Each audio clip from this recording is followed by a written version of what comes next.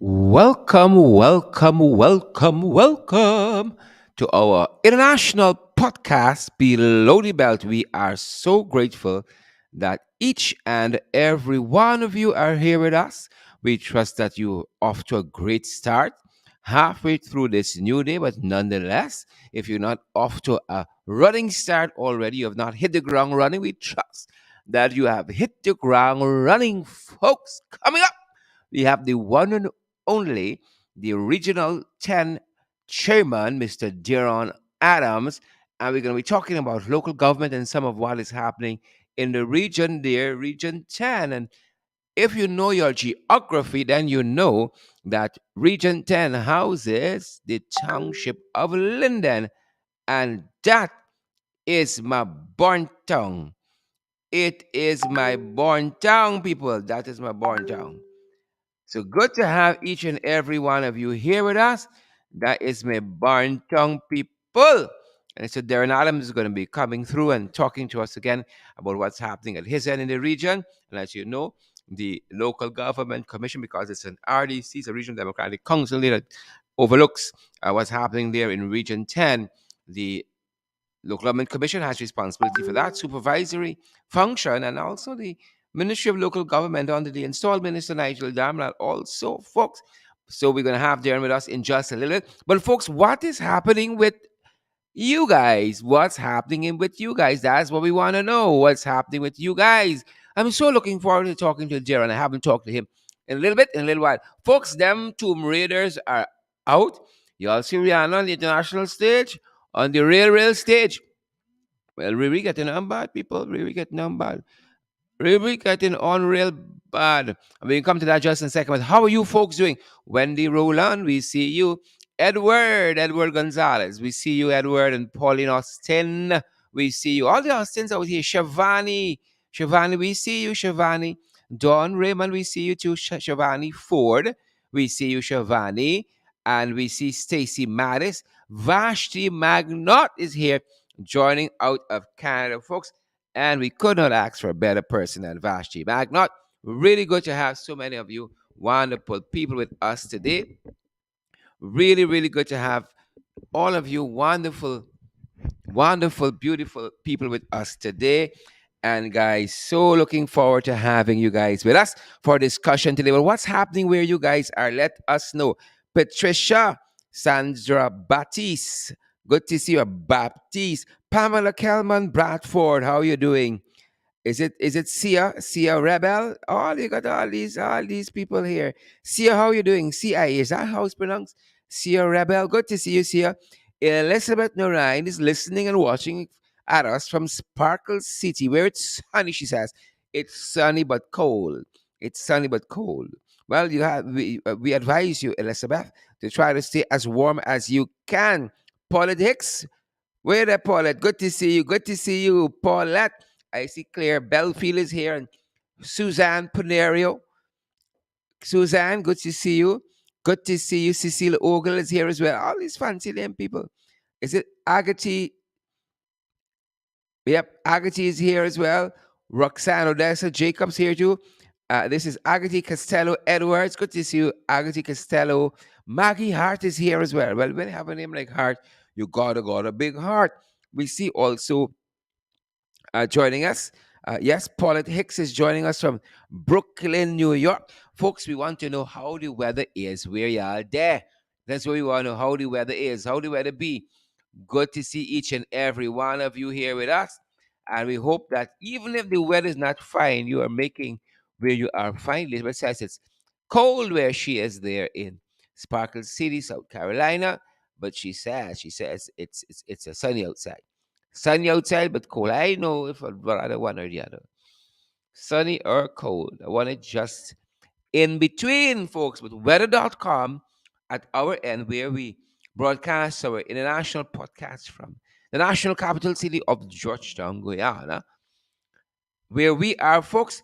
Weather.com, one of our trusted sites for information on the weather, says it's 28 degrees outside. Y'all take that.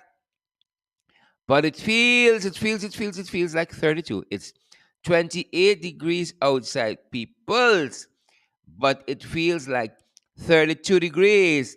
And we trust that you guys are well. You all are doing fantastic. You've been keeping good. You all eat? Uh? You had lunch? Merle, you had lunches yet? We gotta make sure. We gotta make sure some of y'all eating so because if we don't keep on some of y'all, you all would run yourself into the ground. Dawn Fraser is watching us from Sophia, from the Sophia Sun. How is it there in Sophia, Dawn, in Sophia? Good to see you. Good to have Dawn with us. Gloria Chester. Gloria, how is Diamond doing? Gloria is shining bright like a diamond. Good to see you. Good to see you. Gloria, we have Andrew Hack is joining us from the diaspora. And sorry, Tony Hack. Tony says he's seeing and hearing us from the diaspora. Good to see you there, Tony. Tony, Tony, Tony. Cherry Baskin Greenwich is here too.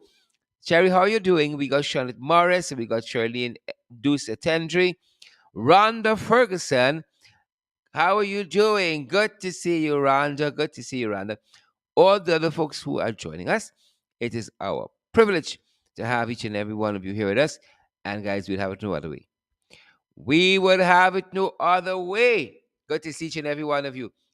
Pamela Kelman Bradford is here as well. Good to see you, Pamela. I see Shaunet Sisharan Mohan. I see Glensis Mingo Byrne. You all these are simple names. Amanda Nelson, we see you. Carlos Malcolm, we see you as well. And again. Thanks to each and every one of you for joining us, guys. Smash that emoji button and share the live stream. Let us begin our broadcast. If I may beg your kind indulgence, on the international stage where we spotted Rihanna quite recently. Now, folks, hold up. Rihanna, folks, Rihanna was out here like us. We out here, people, we out here. Rihanna was making an appearance at the Dior Autumn Winter 2022 show in Paris at what part of speech is Paris? I think Paris is a sorry at the word at is a preposition, and a preposition shows the relation of one object in relation to the other. I think at is a preposition in terms of part of speech. Going back to my old days, I used to teach. I used to teach folks. So going back to my old days, I think grammatically at is a preposition. You see, the guys have confirmed. So she was at the Paris Fashion Week. It tells us the relation of Rihanna to the Fashion Week. She was at the Fashion Week. This is the Dior Autumn Winter 2022 Fashion Week in Paris, folks. And she arrived fashionably late. Of course, Rihanna has been showing off this belly. Rocky, ASAP Rocky, big Rihanna belly, Isha Child father. So she at the Dior Fashion Week, and she's showing off this belly of hers. She was dressed in, according to what the report we're picking up out of Billboard, says that she was dressed in sheer black, and she showed off, according to the report, the pregnant singer, the big belly singer, we would say back here, the big belly singer and beauty mogul, and the bees rhymed together, and that is a thing that is called alliteration. When you have those similar sounding words, especially where you have a syllable or a letter, right? Big belly beauty, beauty mogul showed off her, it's an English class today, showed off her baby bump in a sheer black dress at the Dior Autumn Winter 2022 show at Paris Fashion Week on Tuesday, March 1. That was yesterday. But she arrived fashionably late. Who tells she for do that? Who tell Rihanna to arrive fashionably? I know some of y'all like shop fashionably late. People like Roxanne and Rhonda Ferguson. I think too, Glenn Sis and them and Desiree Simon. It's come a little fashionably late, people. Fashionably late.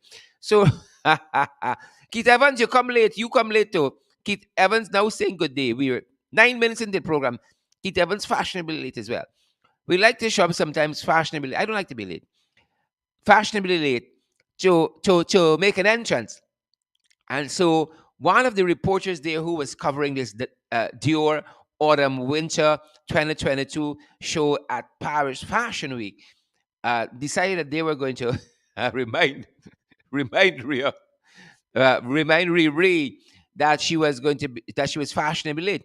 So according to the report we have there, as she was walking down the red carpet, a viral video uploaded to Twitter showed someone in the crowd calling out Rihanna for her tardiness. Tardiness means you're late. Peoples, right? You're late. A voice is heard shouting repeatedly, "You're late." In response, people, without batting an eyelid, Brianna turns to the heckle and simply says, "You gotta wait for it." Wait for it. Folks who share the live stream, who share the live stream, we come in, we can play for y'all what Rihanna said. We want y'all get the valid and credible information in the ring, below the belt, and on FYI. We got to use your prepositions now. We want you all to get the valid and credible information. If Rihanna wasn't having it, good to see you, Siobhan McDonald and Glensis Bingo Burn. Good to see you. And Glensis says she's usually fashionably late. Good to see you, Tony Hack and Roxanne Odessa. Folks, as you join the program today, share the live stream. Coming up, we're going to be talking with Darren Adams.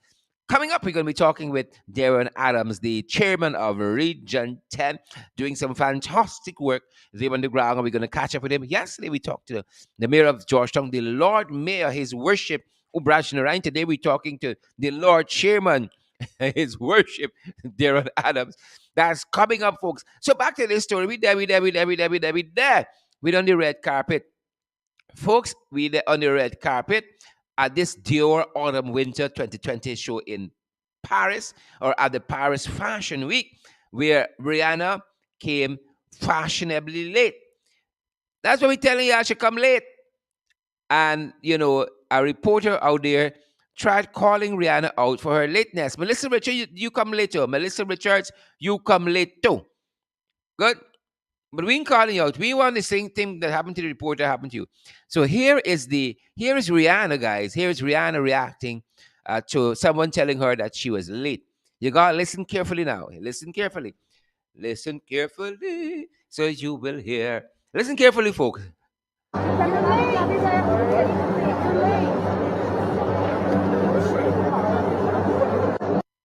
Did you guys catch that?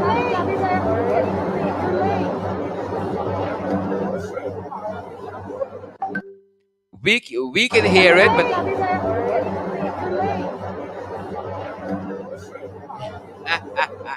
you all hear that? You're late, you're late. Rihanna responds, no shit. Rihanna responds, folks, we just took out we toilet paper. Rihanna responded, no shit. No shit. You think I know late? It's me. It's I just come. That's what Rihanna, that's how Rihanna respond. That's how Rihanna responded. If she says no, the S word. No. Fecal matter. I know I late. I know I late. Don't remind me.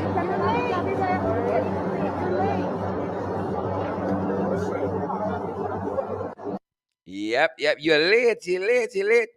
Folks, the moral of this story is the moral of this story is Sheena Hazel and is it Agatha Costello Edwards? Senita Rampart. The moral of the story is if you see people come late, mind your business. You'll see them boys come late. Random Ferguson, Travonda, Travanza, Travanza Williams. You come late. Rihanna says it's so quiet, but the folks picked up on it, and this is a story in Billboard. That's the Billboard website. There's a story there. Rihanna says N-O, and then she says the S word. You think me and know I'm late? No shit. That's what Rihanna responded. Folks, moving on. Good to have each and every one of you, each and everyone. Closer to home, guys. Closer to home. A couple of days ago, we covered this story of these tomb raiders. And in this first instance, guys, they had raided the tomb of this guy who died from stage 4 cancer and was recently buried. And his family, he was just about 23 years old when he died from stage 4 cancer, unfortunately. And a family wanted to give their relative family member what they deem as a fitting send off. They have put some money and some jewelry in the coffin. Well, no sooner had they done that, uh, the tomb raider struck, fling the body out of the coffin, and went away, looted the coffin there of the jewelry and the little monies and so on that were put. Well, they have struck again. Mind you, in that first instance, they would have apprehended, I think, three-person. I think three, yes, three persons were apprehended. Well, the Tomb Raiders have struck again, folks. They have struck again. It seems to be that we have some serial Tomb Raiders. We have some serial Tomb Raiders. They have struck again, and this time, this fella here, he's been buried for about 5 to 7 years, and the guys have struck. And I think we have a bit of audio we want to share with you from this new scenario, folks. We seem to have some serial Tomb Raiders. Things tight. So when your relatives put you at Lurupintir, one of those places, and say rest in peace, you're not guaranteed it. You are not guaranteed it. So they broke into another coffin, guys, and they threw out the person, the occupant of the coffin, and apparently they made away. They made away with whatever quote unquote valuables they found inside. Take a listen for what you can pick up.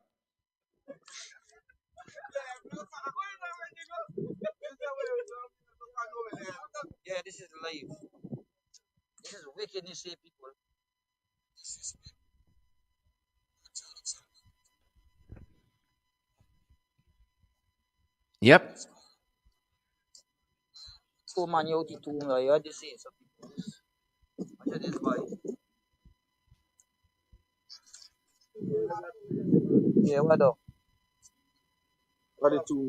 And they're pointing to remains of the person scattered around the tomb site, scattered in the burial ground.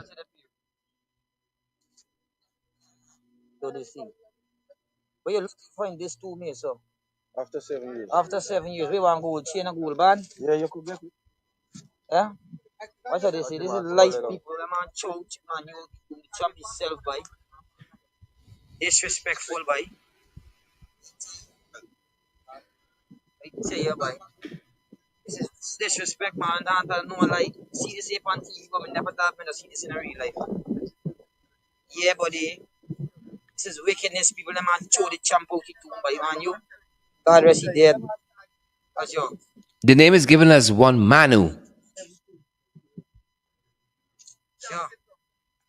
And this video, of which we're sending the audio through to you guys, was posted by one Mark Batson.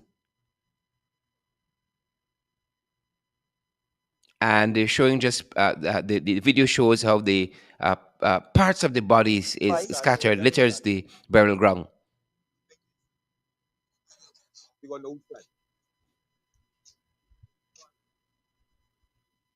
Yep. The video again is posted by one Mark Batson and was uploaded to social media just an hour ago. The Tomb Raiders have struck, guys.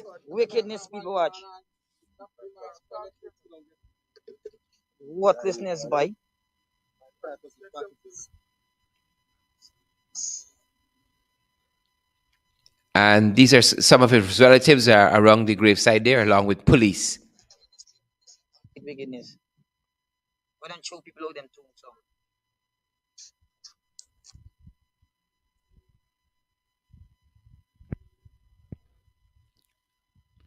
Another strange feature here: the police are at the gravesite and they're armed with some heavy machine guns.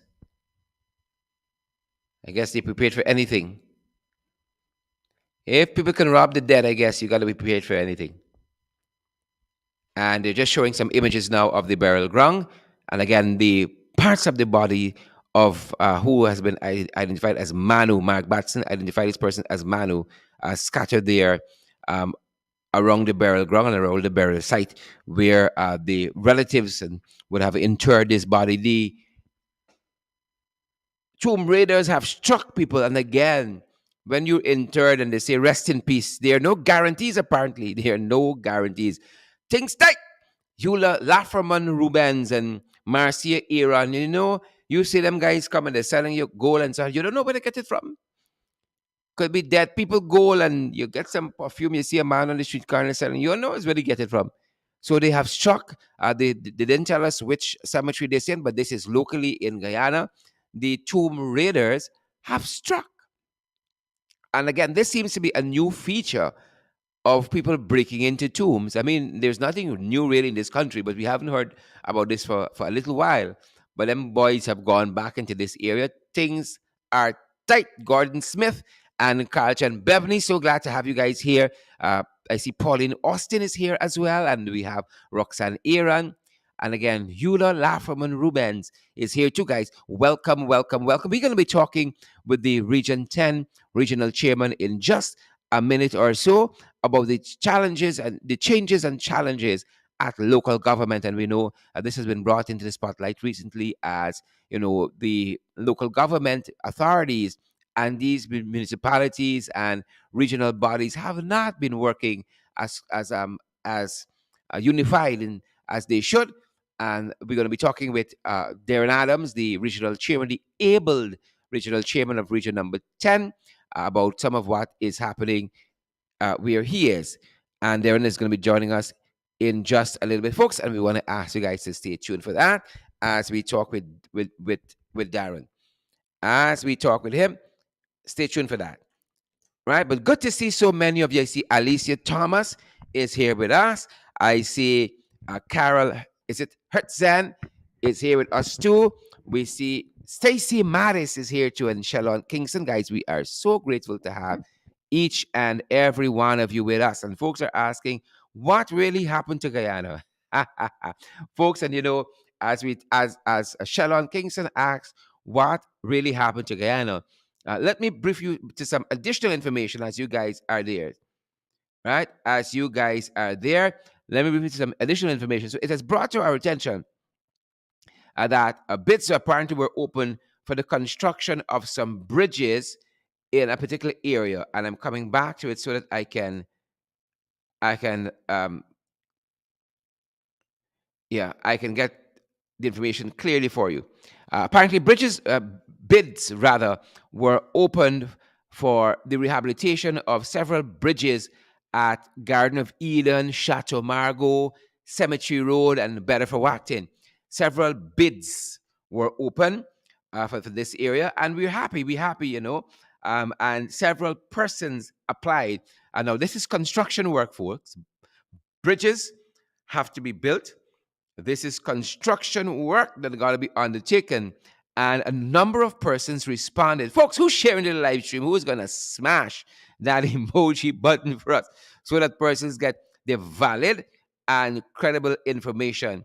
And as I said, guys, on this issue of these bridges and the tenders and the bids and so forth, several companies responded for these bridges to be built. And at I said places like the Garden of Eden, which is on the East Bank, Chateau Margaux up on the East Coast, Cemetery Road is in central Georgetown, and you got Bedford Wacton again on the East Coast.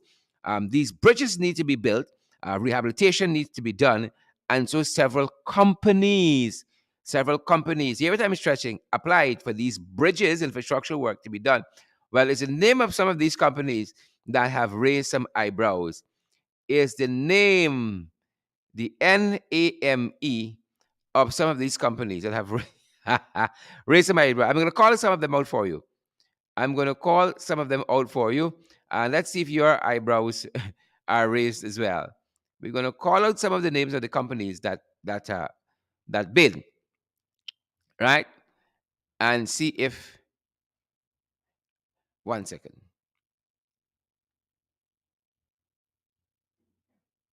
Yeah, and see if the see if your eyebrows, if you have any, would have been raised as well. Again, guys, this is some of the companies who bid for the bridges in these areas at areas such as Garden of Eden, Chateau Margaux.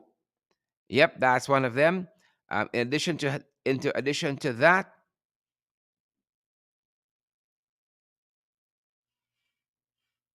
apologies there. Chateau Margaux, Cemetery Road, Bedford Wacting, for these projects. Right. So here are some of the companies who bid for who put in a bid for this project. You have Hot and Spicy Creole Corner. That's the name of this company. Hot and Spicy Creole Corner. They put in a bid. MS Investments. They put in a bid. HR Distributors. They put in a bid as well.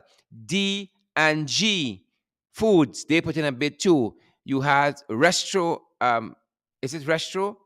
Restro Bar and Lounge. Restro Bar and Lounge, they put in a bid too to build these bridges, to fix and rehabilitate these bridges. You have, as I said, Restro Bar and Lounge. You got GK Professional Management Services. They put in a bid as well. You got Mohabir Catering. They put in a bid as well. You got A and Z um, Halal Butchery.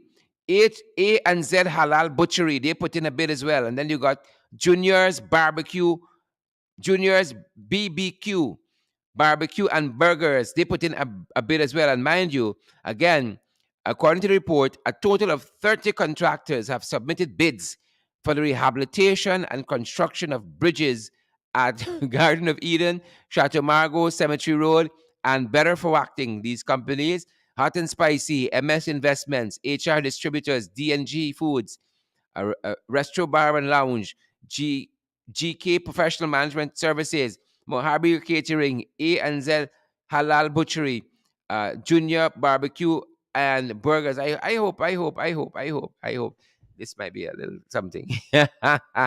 This might be a little something. Well, them boys could be saying that if a radio station could be applying for to build a school, who is we? Who is we? Who is we? Who is we? Who is we? So I just wanted to alert you to that, and we could perhaps file this away on the again is not a real place. We could perhaps file it away on the there. We could perhaps file it away on the there, guys. That being said, we're gonna try now to get to link with our guests for today.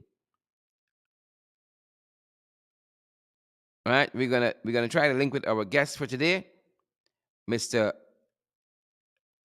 Deron Adams, guys, as we discuss changes and challenges at local government. And you might understand where we got some challenges at local government because all of these are community bridges and so on, right? And Mark Garnett said, "So who gonna cook the food now?" That's the question Mark Garnett is asking. Who gonna cook the food now? Well, that's a good question. When you buy the food and it tastes in a little how, you're gonna know who gonna cook the food. Folks, I think we have the regional chairman with us. Give us a second to get him in the studio properly. And Darren, do we have you, Mr. Regional Chairman, Mr. Adams? Hi, good day, Sharon. How are you? Darren, so great to have you. Welcome, sir, to our international podcast, Below the Belt. So good to have you. Welcome. Haven't talked to you for a little bit. Hmm. Sure. Good to Thank have you. you. Darren, as you're jumping in, and we're discussing changes and challenges at local government, and we're so privileged to be talking to you, Mr. Chairman, the Chairman of Region 10. We were just discussing with our listeners that we saw this bid recently, and not to make light of it by any means, but this is a bid, Mr. Chairman, for some infrastructural work in Region 4, in places Hmm. like, let me bring it up again so I can call the names clearly. In Region 4, to rehabilitate and construct bridges at places like Garden of Eden, Chateau Margaux, Cemetery Road, Bedford Acting, and so forth. And the report we have says that over 30 companies apply. But just to give you the name of some of these companies applying to do this Hmm. rehabilitation and construction work, we got here Hot Hmm. and Spicy, Creole Corner, MS Investments, H&R Distributors, D&G Foods, Restro Bar and Lounge, GK Professional Management Services, Mojave Catering, ANZ Halal and Butchery, Junior Barbecue and Burgers. And we were recalling something closer to your end, and maybe them boys see that, if a radio station and those personalities could apply to build a school there in Region 10, who are they? So maybe folks are learning fast, Mr. Chair. Hi. Well, Sharon, it's happening. It's happening in every region. It's Hmm. happening all over, Hmm. right? We have flagged a number of projects here as well, persons who are benefiting from contracts. And what I can say to you is that many of the names that I see popping up, uh, they're known supporters or they are aligned. I can say this to the government. The process is not one that is fair. Hmm. Um, We are seeing jobs being created for the boys. And as I indicated sometime last year, over 70% of the projects that are being executed are being either done by persons who do not even live in Region 10, and we connect them to the administration of the day. It's a sad situation, um, and I can you know say without doubt that um, I understand what is happening there in Region 4 as well. Yep. And one of the challenges you've had, you've talked about projects that are being flagged.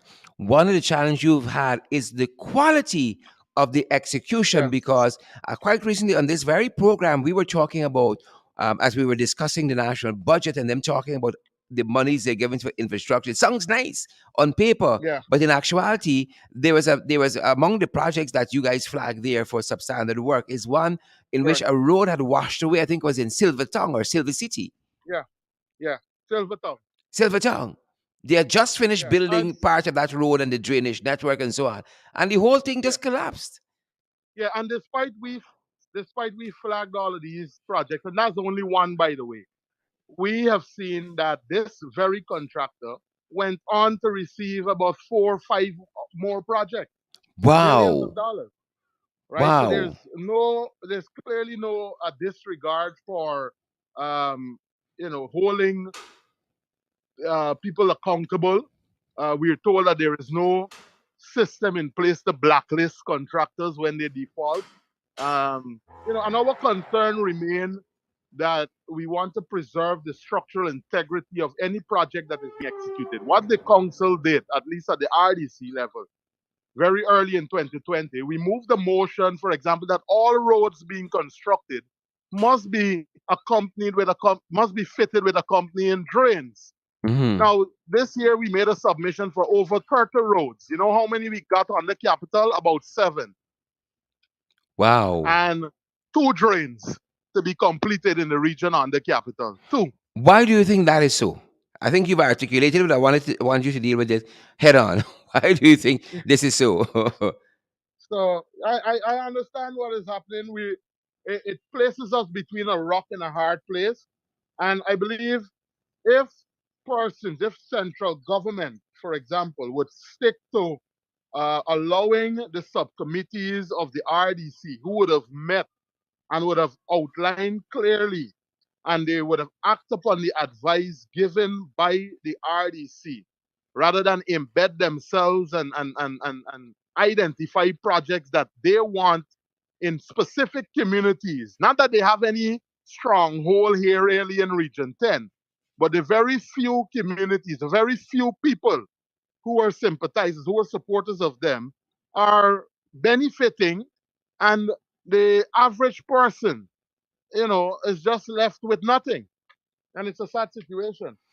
Yep. Certainly. And Darren, you're one of those persons, regional chairmans across the board, who have been really working hard. And I think people who might not have been warmed up to you from the inception, I took a second look at you and definitely gravitated to your kind of leadership under the last flood that we had that affected Region 10 so badly in places like Kokwani and Rockstone and so Yeah, forth, with the work you guys did on the ground. What are some of the yeah. other challenges you would say that you're having at the local government level? So, so Sherrod, let me say this, and let me say this: hashtag all for the one Guyana policy that is being propagated by central government. Hmm. You have here, and I have a document that came to me yesterday, where there's an amended repeal of the method of employment for all local government organs, where the commission has now revoked all prior delegations that were issued by the commission to local government organs for the recruitment process of a number of positions: town clerk, assistant deputy town clerk, treasurer, finance officer. And I'm speaking here on behalf of my colleagues who are at the MNTC. Hmm. But what you find is that we are placed between a rock and a hard place.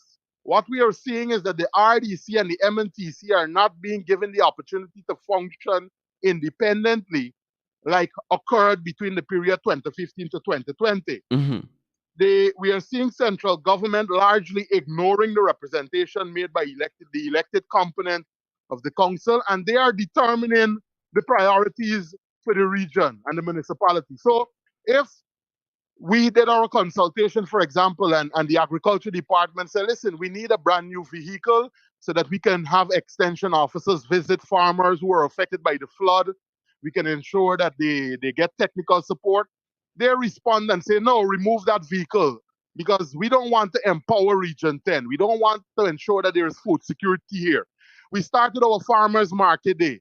We have been doing a successful we have successfully been holding that farmers market day.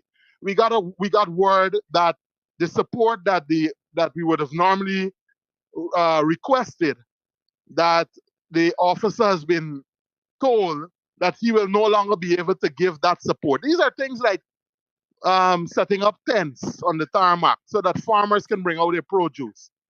The cash gun distribution, we have seen how it was done in a discriminatory manner. Mm-hmm. There are Mm-hmm. persons who are genuine farmers who never received that cash grant, and persons are boasting that they never planted anything, but they receive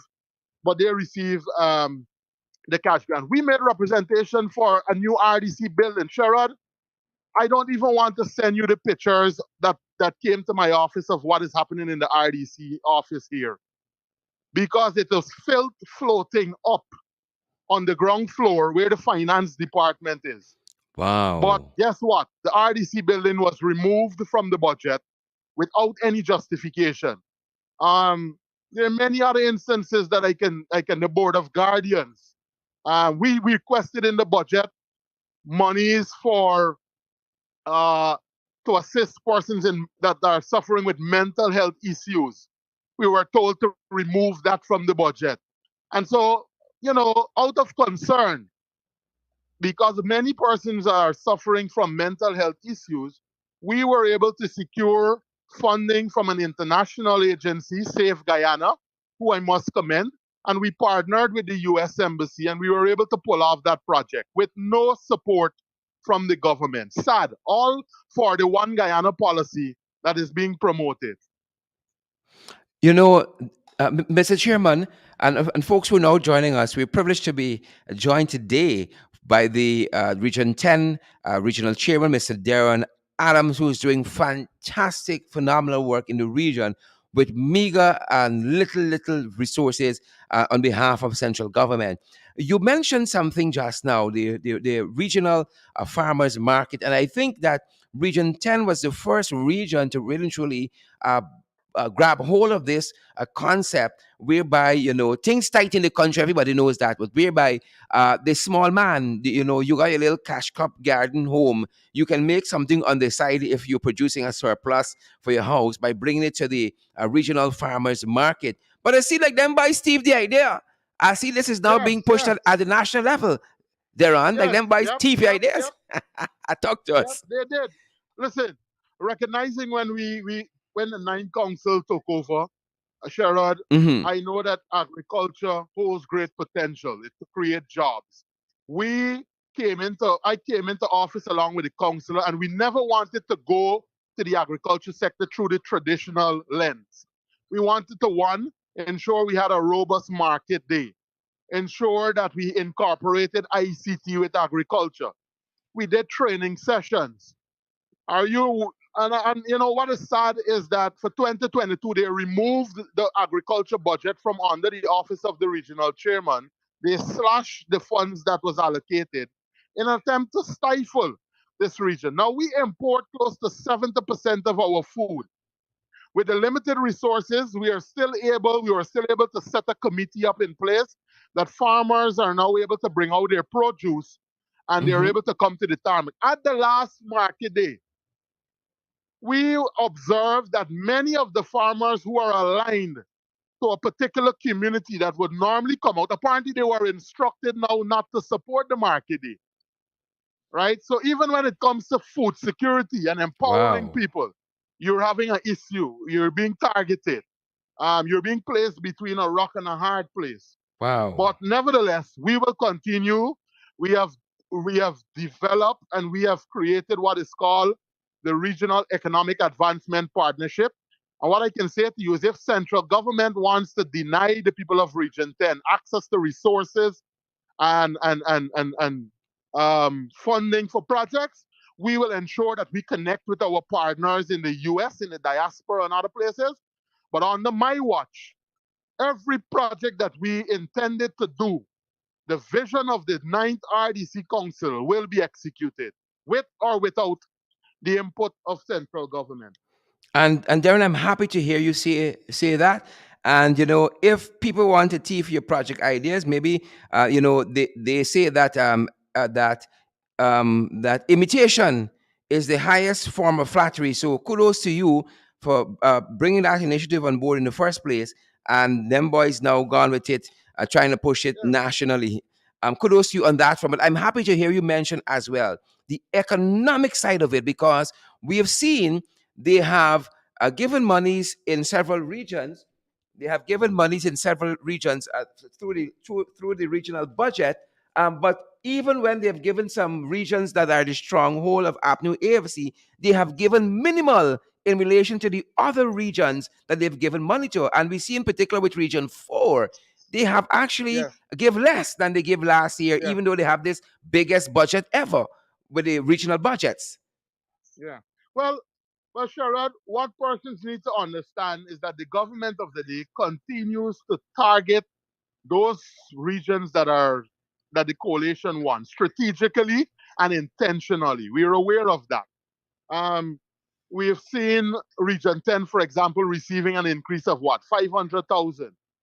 As I said, and the things that we requested, Sherrod, are things that are needed. Region 10 is a talent basket for this country. I'll Hmm. give you another example. We made a proposal that a youth and sports officer be hired or be seconded to give technical advice to young people in school. We wanted to push the upgrading of play parks, of sports facility. That was slashed from the budget. Persons with disability, we made a request for assistance. There was a young lady who runs the Center for Children with Disability, and we asked for simple things, like a whiteboard for the teacher to do the classes with the children. That was rejected. But you know what we did? As I said, under the Regional Economic Advancement Partnership, we have connected with a person in the diaspora who has already secured funding to build a center for the children with disability, and we're going to push ahead with that project. We started another project under the REAP program to empower women, to bring them into a area where they can take charge of their lives. We provided sewing machines, and persons from the diaspora contributed. We put that in the budget. We were told remove it from the budget.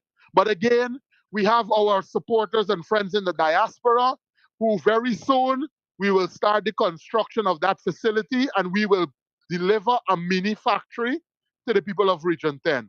So I just want the people to know, residents of Region 10, our youth, our women, our teachers, healthcare workers, contractors, farmers, entrepreneurs, social workers, religious groups, persons with disabilities, and those on the public assistance program, that your ideas were recorded, that the concerns that they raise, we would have listened and formulated policies that apply directly to what they would have highlighted to us.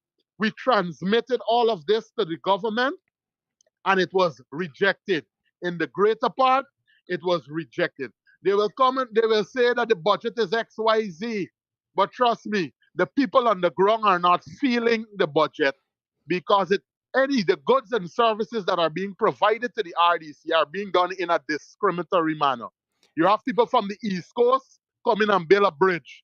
You have people in Region 6 And it's come in and people, weed. and it's people they run. It's people who building bridges and weeding who own a cook shop some place too. Yeah, yeah.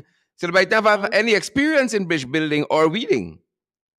yeah, That's no that's the other part. experience. But Darren, before you come off of what we're talking about here with the economics, I just want people to know, and you can correct me if we're wrong at our end, but our research says, our information says that in 2021, last year, for your regional budget, there was a $40 million allocation, to be specific, 39 million 999,000. And you did Yeah. mention a $500,000 increase this year, Yeah. Yeah. which put it to half uh, $500 million, right? Yeah. Which represents a 1% increase. And this is Yes. Region 10. That was one of the hardest hit Hardest hit. region for the flood that we just Yeah. had. The hardest Yep. hit region. And I just want to put things in perspective for the persons who are listening. This is why we say share the podcast so that folks get Yeah. valid and credible information. That's a 1% increase. Look at another region that is controlled by, quote unquote, control by APNU AFC Region 4. We've said they have had a decrease in their regional budget by 15%. So there on you got a Yeah. 1% increase.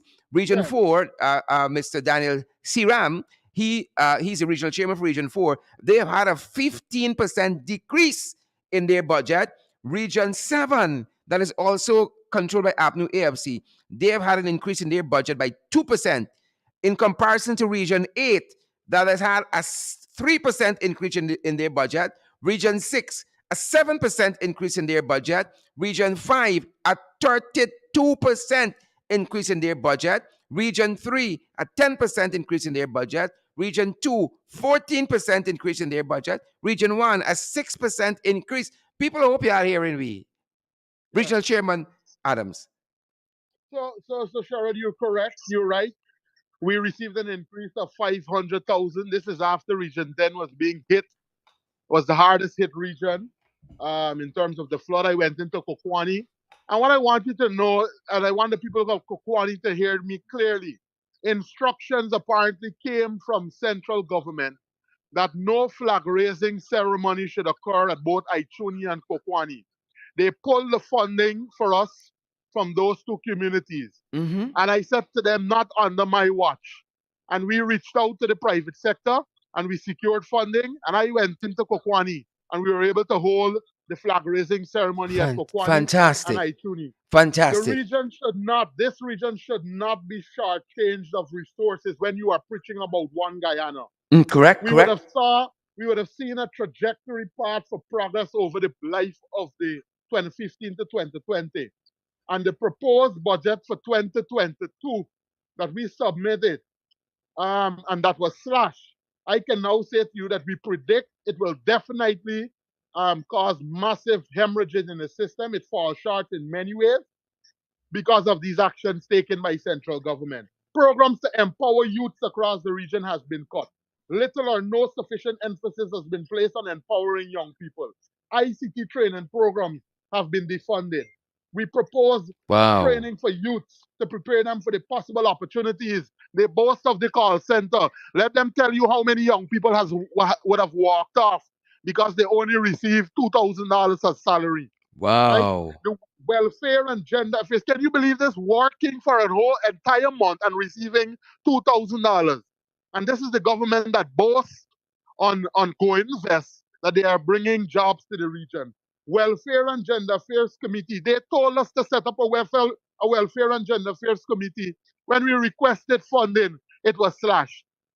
So, as I said, we are placed between a rock and a hard place. I'm happy that I'm able to ventilate this position on your podcast and that people should understand that the RDC, while their democratic credentials exist, their authority to the budgetary allocations and their determined projects and priorities for the region will only happen if the central government respects the authority that occurred under the David Granger administration. Fantastic. Well said, Darren. I couldn't add or subtract to that. But I know, in addition to all of these challenges, you have been able to implement a lot of programs, and I see you're in collaboration with quite a few entities to move the work of the region forward. I see you've been collaborating, for instance, with the U.S. Embassy, Civil Affairs team, and the Sexual Assault and Family Education, Safe Guyana Inc., and hosting rather a mental health and resiliency training program for social work and welfare professionals. That is needed in this climate with things tight and things so tense in this country. Mental health is important, including your own. Deron, tell us a little bit about this kind of work that you've been doing. Yes, that's why we hosted that program, Sharon. It's needed right now. Agreed, sir. Agreed. Tell us about this and perhaps similar projects that you've been working on. Well, yes. So I'm happy, and I want to say thank you to Michelle from Safe Guyana, um, Sexual Assault and Family Education, the U.S. Embassy Civil Affairs team, that ensured that residents of Region 10 got that opportunity to bolster their coping skills I through wonder their why resiliency. Region 10 was picked out of all of the regions. No, For mental no, health training and resiliency. well, Sharon, when you're dealing on the stress that you've been dealing with over the past 2 years, you have to, as a leader that is concerned about the social and the economic well-being of our people, you have to activate projects, programs like these. You have, for example, in a region that is predominantly Afro Guyanese, Hmm. a Hmm. board of guardians being set up where all 8 members are of Indo Guyanese. And Sharad, mind you, I am mixed. So Hmm. my father was Indian, my mother was Afro. Hmm. Hmm. But when the coalition was in power, you had over 800 people benefiting from public assistance. And there was a transition plan where they would allow them to transition and create their own small businesses and so on.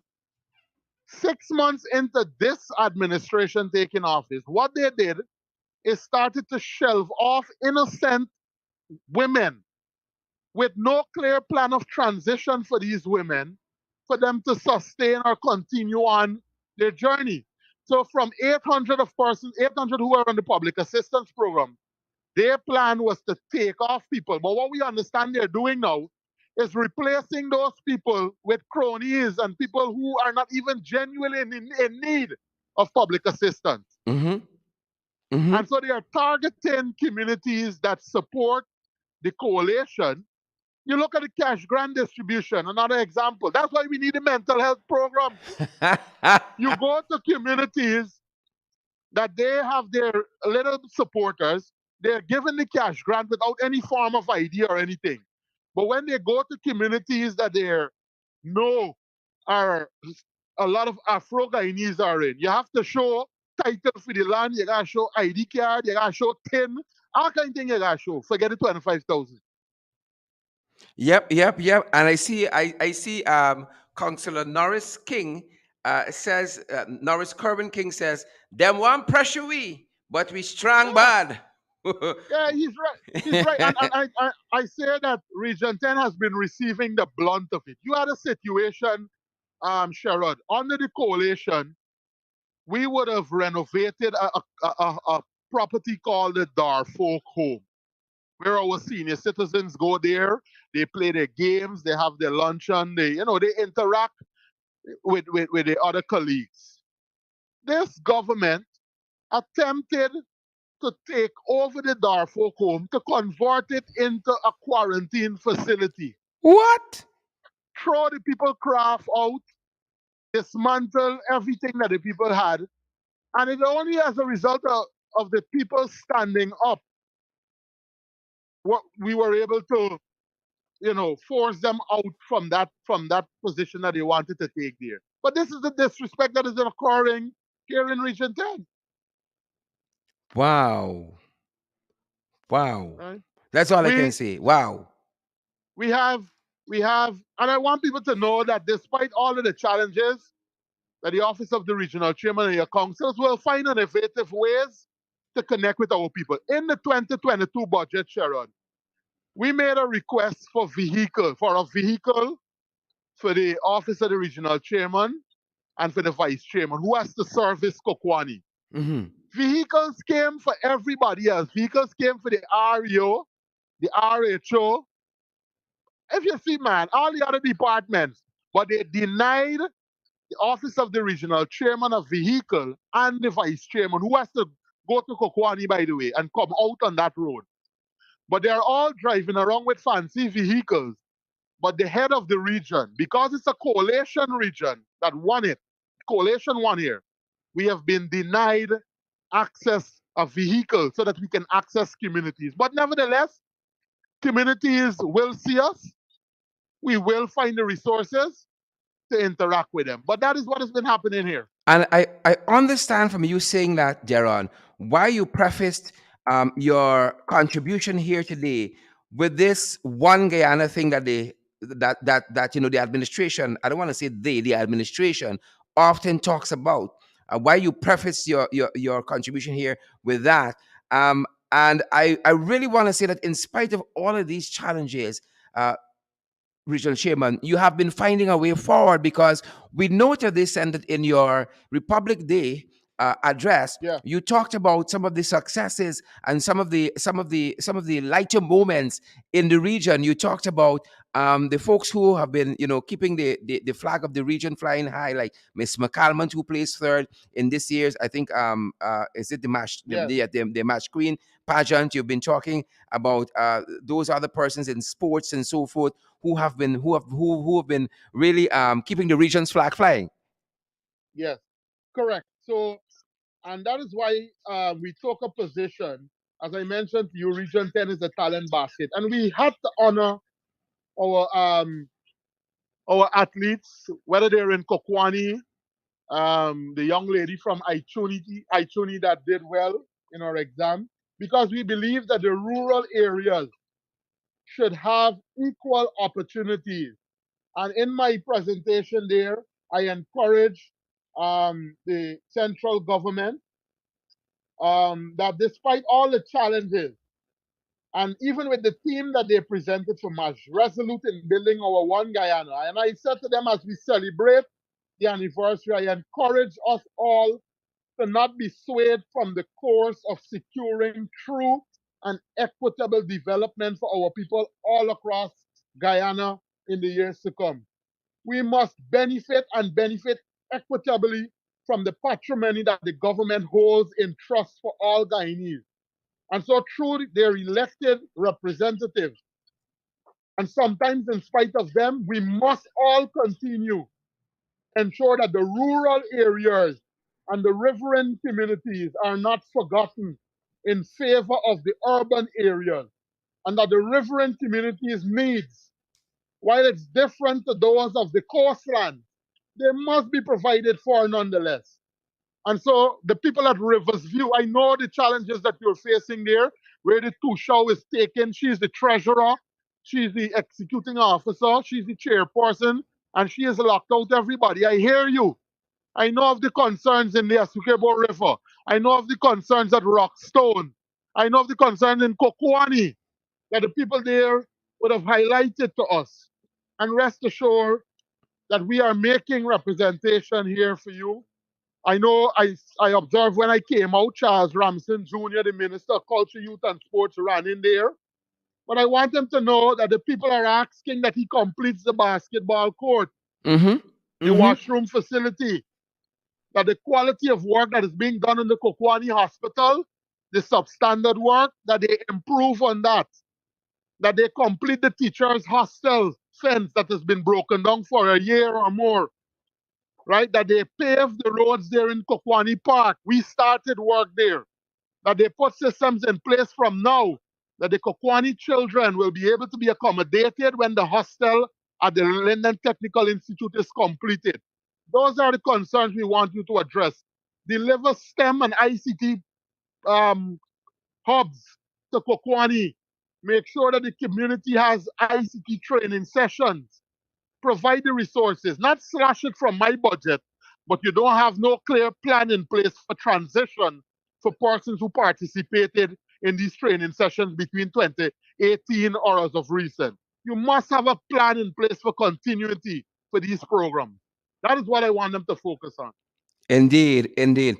Darren, it sounds as though you have your hands on the pulse of what is happening in the region. I don't think Region 10 could have asked for a better leader, a better chairman at this point. We want to thank you for spending this time with us. You have to come back very soon and give us a further update on what's happening in the region. It has been an education. Listen to you articulate all of these issues and possible remedies as well. And your aspiration to work not only with central government but work with the with the authorities at local government to advance the development of the region. Thanks very much, Mr. Chairman Darren Adams. Thank you, Sean. Thanks for being part of our program today. Folks, that's our time here. And of course, the one and only Mr. Darren Adams, the regional chairman of Region 10, folks. Fantastic, fascinating region. And, some of you got to rediscover Region 10. I spent some time there two weekends back. My wife and I wanted to get a change of scenery from the city, and we went up to Region 10 for a couple hours, spend the night there, had a fantastic time. Woke up at four corners, a junction there where they got that lovely eatery, had some lovely pepper pot, and so and I want to spend some more time there, going to places like the Blue Lake, taking in some of the tourist sites there in Linden, Upper Demerara, Upper Berbice, Region 10 Chairman, Mr. Darren Adams, and I'm certain you understand that this is a chairman of no ordinary measure. This man knows what he's talking about. He knows his people. He's a man on the ground, and he's getting things done, and he wants to get things done for his region, Region 10, Upper Demerara, Berbice. Folks who have joined us, thanks for joining us again, and thanks, Regional Chairman, for spending this time with us as we discuss challenges, changes and challenges at local government. And certainly there's a fellow who wants positive change for his region there. Glensis Mingo Bourne, good to see you. Michaela Webster, good to see you as well. Andrew Cuthbert, and all you other beautiful folks, good to see you. Yolanda, we see you as well.